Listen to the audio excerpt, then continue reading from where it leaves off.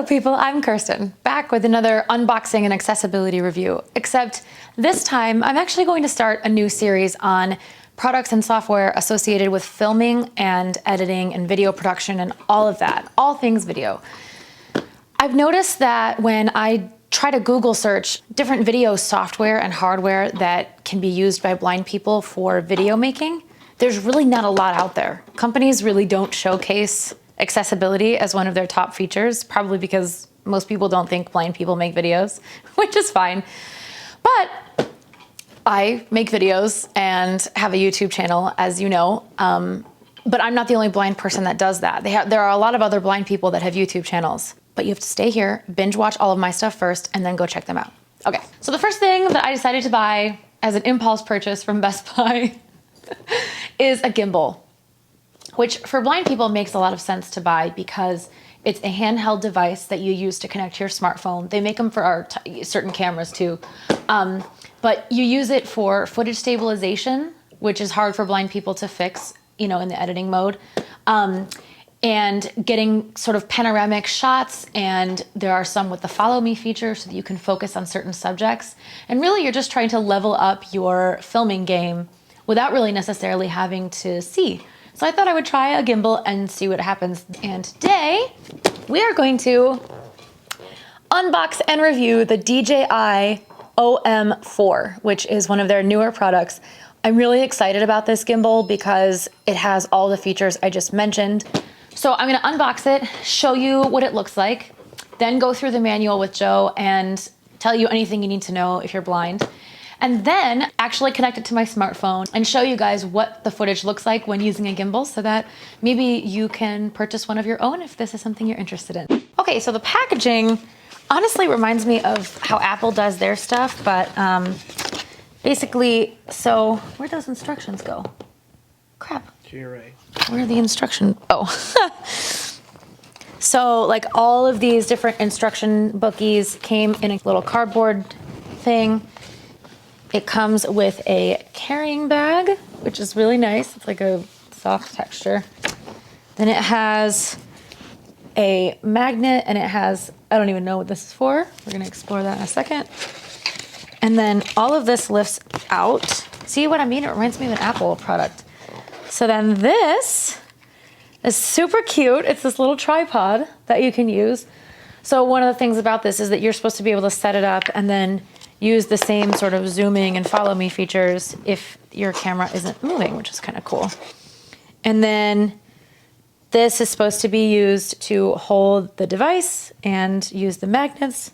And then here is the gimbal itself, which is kind of cool. Okay, oh, see, I told you it works. Magnets on. Sweet, wait. Now it doesn't want to come off. Joe, how did I do that? I don't know. It didn't, okay guys, it doesn't come like this. I somehow snapped it on by mistake, whatever. So this lifts up and then you have this joystick here, which it's hard to maneuver this because when it's not on, it twirls around, but so you can see there's a joystick here, which you're supposed to use to shift the focus and, you know, capture different types of footage. Honestly, from a blind perspective, this is very streamlined, very simple, very kind of just, we're not gonna give you a ton of bells and whistles that you don't need, which is good when you can't see because you just want what you need, right? What'd I do? Oh, I turned it on. You just turned on. Oh, I hit something and I did a thing. I am going to ask Joe for help with the manual and we'll be right back before I break this $150 purchase. Also guys, Best Buy only gives you 14 days to return something. So make sure if you buy something from there, you know, examine it fast. Okay, be right back. Okay, so make sure that the magnet is really set into this arm here on the back of your phone, which you'll be able to feel it. It sort of kind of clicks in and then it's really hard to take out, which is a really good thing. When you turn it on, it's keeping the phone stable. So then what you have to do is download the DJI Mimo, M-I-M-O app from the App Store. And here's where you start to run into accessibility problems. Parts of the app are accessible, like creating your account, your email and password and stuff are accessible, but there is a CAPTCHA image that you have to read, and then like a screen code thing that they send you that pops up on the screen. VoiceOver does not announce it. Then you have to swipe through a few sort of get started little tutorials and tools. Those are also not super accessible. Some of them VoiceOver would read, some of them Joe had to read to me, and they were just completely off for some reason. And then when you actually get into the app itself, honestly, there are significant accessibility problems. So like if you come here to right now, oh, sorry, I'm trying to get it to hold still.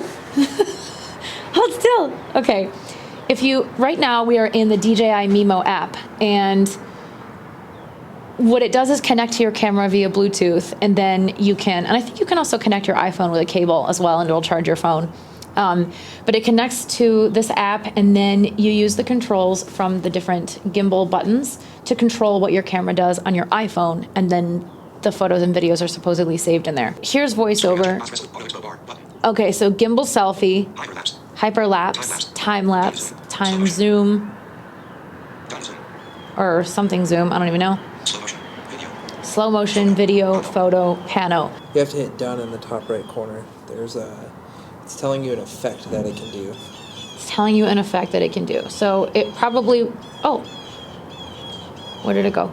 Up, left. Done. See, like, it's just weird stuff like this. Okay, so like, for example, I'm gonna put it on slow motion, time slap.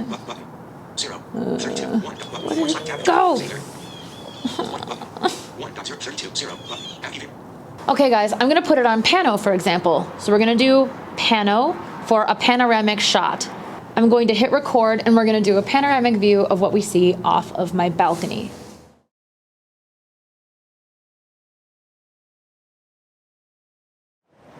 See, that's a really cool feature, but in order to be able to select panoramic mode, you have to be in video mode, which you do by pressing the M button, which is on the joystick, and it's really convenient to do. See this?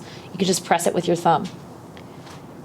However, VoiceOver doesn't tell you if you're in photo mode or video mode, and I tried extensively to sit there and sort of play with the app back and forth and do different things with it. So you can track different things by putting the focus in the center of the camera and then sort of zooming in on it with your fingers. But of course with VoiceOver, you can't do that. So again, it's like with VoiceOver, the camera usually, an Apple camera usually will say like face near bottom edge or face centered or face near left edge, whatever, right? And like, you'd think that those features would sort of import over to this app, but they don't. And so I thought that being iPhone compatible also would be sort of coded for VoiceOver, but it's really not the best.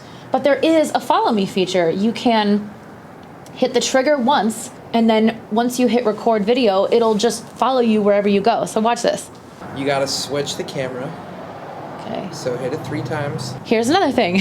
You don't know if it's on the back camera or the selfie camera, because it won't tell you. I knew there was something else I was forgetting about this. Okay, so I'm gonna hit the trigger 3 times. 1, 2, 3, and it'll switch. So see, wherever I move it, like if I were outside walking with the dog. Go up. It's easier to see. This way? Yeah, keep going. If I were walking with the dog or something, and I just was like walking down the street doing whatever, moving, you get my point. I'm just gonna like walk this way and just like move around. You can see that it's gonna track me. If I come over here, it turns itself, which is like super cool. Now it's off. I don't know what's going on. It's not working well right now. Oh, does it think it has to track you? Yeah. This is great. This would be excellent, and especially for a blind person who doesn't know if their footage is stable, this would be just incredible, just an invaluable way to level up your filming. I'm gonna turn it off, and I like when you turn it off, it kind of goes like this, so that it lands with the phone sitting on top, which I think is a really good safety feature, so that your phone doesn't automatically fall off. But it is held by these clamps, and I'm so disappointed. I'm so disappointed because I really wanted to be able to use this. The reviews were so good, and just holding it, and Joe held it too. It's so stable. It has a nice grip. It's easy to use. The features for a blind person would be incredible, which is even more ironic that it doesn't work very well. So, you know what, you guys? Back to Best Buy. Luckily, I'm within the 14-day window, so we're going to return this. And I am on the quest now for an accessible gimbal. So if anyone knows of one, please let me know in the comments, because, you know, I have a channel and I'd like to explore just different aspects of my life and give you guys more content that I think would be really interesting. That's it for today's video. Unfortunately, this is the first time that I've done an unboxing where I've had to say that the product for a blind person is pretty much completely inaccessible. Like, I couldn't do any of this without Joe here who can see. So DJI, you have a great product. I really hope that you focus on accessibility moving forward, and then you can expand the community of people that can use what you make. So leave a comment down below if you know of a gimbal. Otherwise, I hope you all remember to take time and smile for a second. Thank you so much for watching. Don't forget to subscribe and share this video with your friends, and I'll see you in the next one.